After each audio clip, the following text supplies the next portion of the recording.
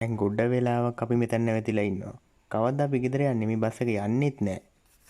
එයා මේ ටවුම් එකේ නෙමෙයි. ඒ ගෑනිට පිස්සු වෙන්න ඕන. පාර හරස් කරගෙන පාරේ චිත්‍ර අඳින්නේ. ඔය පිස්සු මිනිස්සයව පාරෙන් අයින් කරන්න. ඇයි ඔයා මට කියන්නේ? ඔයා මොන හරි කරන්න. එයාට වතුර ගහන්න. ගොඩක් ළඟට යන්න එපා. එයාට ගලින් ඔය මගුලේ හෝන් එක ගහන්න. ඉතින් මේ කතාවේ කොටස් ටික තමයි ඔය වාක්‍ය ටික තමයි මම ඔයාලට ගෙනල්ලා තියෙන සාරාංශ කරලා. වීඩියෝ එක ඉවර වෙනකම්ම බලන්න. මම වචනෙන් වචනේ ඔයාලට පැහැදිලි කරලා දෙනවා. ඒ වගේම හරිම ලේසි තේරුම් ගන්න. මොකද කතාවක් එක්ක යන නිසා. ලෙසන් එක පටන් ගන්න මත්තෙන් ඔයාලට දෙයක් කියන්න ඕන. මොකද කතෘ කෙනෙක් නැති වෙලාවට පාවිච්චි කරන දෙයා යොදලා නාමපද 100ක් එකම වාක්‍ය 100ක් අරගෙන බලාපොරොත්තු වෙන ළඟදිම. ඉතින් ඒකත් බලාපොරොත්තු වෙමින් ඉන්න. ඒ වගේම ඔයා මගේ channel එකට අලුත් කෙනෙක් නම් තාමත් මාව subscribe කරලා නැත්නම් පහළ තියෙන subscribe button එක click කරලා subscribe කරන්න. ඒ වගේම ඔයගොල්ලන්ගේ යාළුවන් අතර share කරන්න ගොඩක් වැදගත් පාඩමක් නිසා වීඩියෝ එක ඉවර වෙනකම්ම බලන්න. මම ප්‍රියංකර chat box එකේ උමේෂ් ප්‍රියංකර. බස් එකේ වැඩට යන කෙනෙක් නම් බස් එකේ නිතර ගමන් බිමන් යනවා නම් ඔයා මේ වාක්‍ය නිතරම කියනවා. We have stopped for a long time. We have stopped for a long time. අපි මෙතන ගොඩක් වෙලා නැවතිලා හිටියා. මේ බස් එක යන්නෙත් නෑ. ගාටනවා ඒ උනාට කියන්නේ නම් ඉක්මනට නගින්න කියලා. We have stopped කියන්නේ අපි මෙතන නැවතිලා. We have brought කියලා කියන්නේ ගෙනල්ලා. අපි ගෙනෙල්ලා. We have taken කියලා කියන්නේ අපි අරගෙන. For a long time කියලා කියන්නේ ගොඩක් කාලයක්. For a long time ගොඩක් කාලයක්. Here කියන්නේ මෙතන. Here කියන්නේ මෙතන. අපි කියන්නේ මෙහෙම ඉඳලා අපි කවද්ද ගෙදර යන්නේ? බස් එක නවත්තගෙන ඉන්නවා ඉවරයක් නෑ. එහෙමනේ සාමාන්‍යයෙන් ඔය ස්ලෝ බස් තරත අපි කවද්ද ගෙදර යන්නේ? අපි කවද්ද ගෙදර යන්නේ? When are we going home? When are we going home? when කවදද? going home කියලා කියන්නේ ගෙදර යනවා. going home කියලා කියන්නේ ගෙදර යනවා. දැන් ඔයා හිතන්න දැන් ඔයා ටවුන් එකේ හැමදාම වගේ ඉන්න කියලා. එහෙම වුණොත් මිනිසුන්ට හරි පුරුදු. එහෙම නැති වුණොත් එහෙම නැත්නම් අලුත් කෙනෙක් වගේ වුණනම් කවුරු හරි කියනවනේ නේද?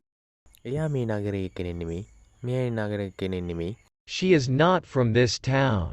She is not from this town. මෙතන මේ from කියන එකෙන් අදහස් වෙන්නේ ඉඳලා කියන එක. මේ නගරේ ඉඳලා ඉන්න කෙනෙක් නෙමෙයි. මේ ගමේ ඉඳලා ඉන්න කෙනෙක් නෙමෙයි. ඔයා කියන I am from Colombo කියලා. කොළඹ ඉඳලා ආවේ කියලා. අර එහෙම කියන්නේ ඉඳලා කියලා කොටසක් තියන්නේ ඒක තමයි මේ ටවුන් කියන්නේ ටවුන් එක නගරය. ටවුන් එක නගරය. එයාට පිස්සු වෙන්නම ඕන. පාර හරස් කරගෙන පාරේ චිත්‍ර අඳින්නේ. ඇත්ත තමයිනේ. දැන් වාහන යන වෙලාවක මිනිස්සු පාර හරස් කරගෙන මොනවා හරි පාර උඩ අඳිනවනම් අනිවාර්යයෙන්ම පිස්සෙක් වෙන්න එපා. must be කියලා කියන්නේ වෙන්නම ඕන කියන එක. be කියන එකෙන් අදහස් වෙන්නේ වෙන්න. must be වෙන්නම ඕන. mad කියලා කියන්නේ පිස්සු. mad කියන්නේ පිස්සු. drawing කියලා කියන්නේ ඇඳ ඉන්නවා කියන්නේ මොකක් හරි චිත්‍රයක් අඳිනවා කියලා හිතන්නකෝ. දැන් පාර මැද්ද යා මොකද්ද කරන්නේ? ඇඳ ඉන්නවා. drawing crosses කියලා කියන්නේ පාර හරස් කරගෙන ඉන්නවට කියන්නේ crosses. on the road කියලා කියන්නේ පාර උඩ පාරේ on the road පාරේ. දැන් පාර හරස් කරගෙන චිත්‍ර ඇඳගෙන ඇඳ ඉන්නවා. වාහන වලට යන්න ඉඩකුත් නැහැ. එහෙම වුණාම අපි මොකද කරන්න ඕනේ? එයා යන්නෙත් නැහැ. එහෙම මොකක් කියන්නේ? එයාව පාරෙන් අයින් කරන්න. පාරෙන් අයින් කරන්න කියලා කියනවා නේද අපි? එයාව පාරෙන් අයින් කරන්න. Get her off the road. Get her off the road. මෙතන get her off කියලා තියෙන්නේ ඇයව ඉවත් කරන්න. get me off කියලා කිව්වොත් මාව ඉවත් කරන්න. get him off කියලා කිව්වොත් ඔහුව ඉවත් කරන්න. එතන වෙන කෙනෙක්ගේ නමක් කියලා කිව්වොත් get someone off කියලා කිව්වොත් someone ඉවත් කරන්න. මෙතන the road කියලා කියන්නේ පාර. the road පාර. දැන් අර පිස්සු මිනිස්සයව පාරෙන් අයින් කරන්න කියලා කෙනෙක් කිව්වා නේද? ඊට පස්සේ තව කෙනෙක් කියනවා ඇයි මට කියන්නේ? ඔයා මොනා හරි කරන්න. දැන් ගොඩක් මිනිස්සුන්ගේ වැඩේ තියෙන්නේ කියන එක අනුන්ට උපදෙස් දෙන එක විතරනේ. ක්‍රියාවෙන් ඔප්පු කරන්න බලන්නේ නැහනේ. මොනවා හරි ප්‍රශ්නයක් වෙන තැනක මිනිස්සු වැට වෙලා බලන් ඉන්නව ඇරෙන්න වෙන මුකුත් ක්‍රියාමාර්ගයක් ගන්න නැහැ. එහෙම නැත්නම් රණ්ඩුවක් වෙනවනම් රණ්ඩුව බේරන්න එහෙම උත්සාහ කරන්නේ බලාගෙන ඉන්නවා. එහෙම නැත්නම් සෙල්ෆි ගහනවා. එහෙම නැත්නම් වීඩියෝ කරලා මීඩියා වලට දෙන. ඒ වගේ මෝඩ වැඩේ මිනිස්සු ගාව තියෙන්නේ. විශේෂම කෙනෙක් වුණොත් තමයි එහෙම ඉදිරිපත් වෙලා ඒ වගේ දෙයක් වළක්වන්නේ. ඒ වගේ දෙයක් තමයි මෙතන. දැන් අර මනුස්සයාට පාරෙන් ඉවත් කරන්න කියලා කට්ටිය කිව්වට ඉවත් කරන්න කෙනෙක් නැහැ. Why do you tell me? You do something. Why do you tell me? You do something. You tell me. ඔයා කියනවා මට. Do you tell me? ඔයා කියනවද මට? Why do you tell me? ඇයි ඔයා මට කියන්නේ? something කියන්නේ මොනවා හරි. do something කියලා කියන්නේ මොනවා හරි කරන්න. you do something කියලා කියන්නේ ඔයා මොනවා හරි කරන්න. දැන් තාම කවුරුත් අයින් කරේ නැහැ මිනිස්සයාව. ඉතින් දැන් කෙනෙක් තව කෙනෙක් යෝජනා කරනවා එයාගේ ඇඟට වතුර ගහන්න කියලා. සාමාන්‍යයෙන් අපේ පාරේ යන මිනිස්සුන්ට වතුර ගහන්නේ මොන වගේ අවස්ථාවකද? මම නම් දන්න විදිහට මැරතන් එකක් දුවන විදිහට එහෙම නැත්නම් වෙලාවකට එහෙම නැත්නම් බයිසිකල් රේස් වගේ යන වෙලාවට වතුර ගහනව නේද? ඔන්න අපේ රටේ මිනිස්සුන්ට සලකන විදිය. Throw some water on her. Throw some water on her. throw කියලා කියන්නේ විසි කරනවා. throw කියලා කියන්නේ විසි කරනවා. some water කියලා කියන්නේ වතුර ටිකක්. some water කියලා කියන්නේ වතුර ටිකක්. give me some water කියන්නේ අම්මට වතුර ටිකක් දෙන්න කියලා කියන්නේ. මෙතන on her කියලා තියෙන යාගේ ඇඟට කියන එක. on her යාගේ ඇඟට.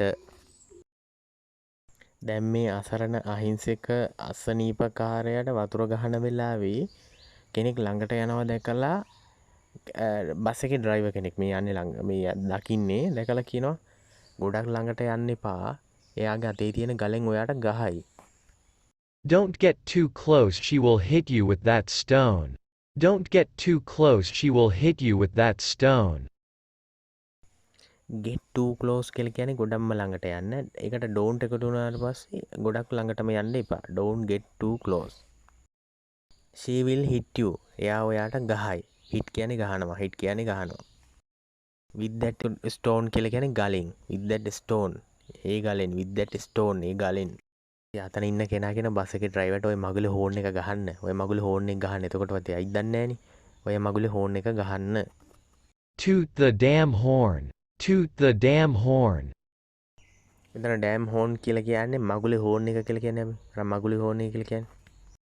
අපි ඊළඟ වීඩියෝ එකෙන් බලමු මොකද්ද වෙන්නේ කියලා. මේ පාර මැද ඉන්න මිනිස්සුන්ව මේගොල්ලන්ට අයින් කරගන්න පුළුවන් වේද? වතුර ගැවුවට පස්සේ ඉඳීද? ගලින් ගහයිද? මොකක් වේද කියලා බලමු අපි ඊළඟ වීඩියෝ එකෙන්. කතාවත් සමගම මම අරුත පැහැදිලි කරන නිසා ඔයගොල්ලන්ට ගොඩක්ම තේරෙනවා ඇති. ඉතින් ඔයාලට වීඩියෝ එක හොඳයි කියලා මේ දුරට නැරඹුවා නම් වීඩියෝ එක හොඳයි කියලා තේරෙනවා නම් යාළුවන් අතර ෂෙයා කරන්න, subscribe කරන්න. ඊළඟ වීඩියෝ එකෙන් හමු වෙනතුරු ඔයාලට සුබ දවසක්. බොහොම ස්තුතියි.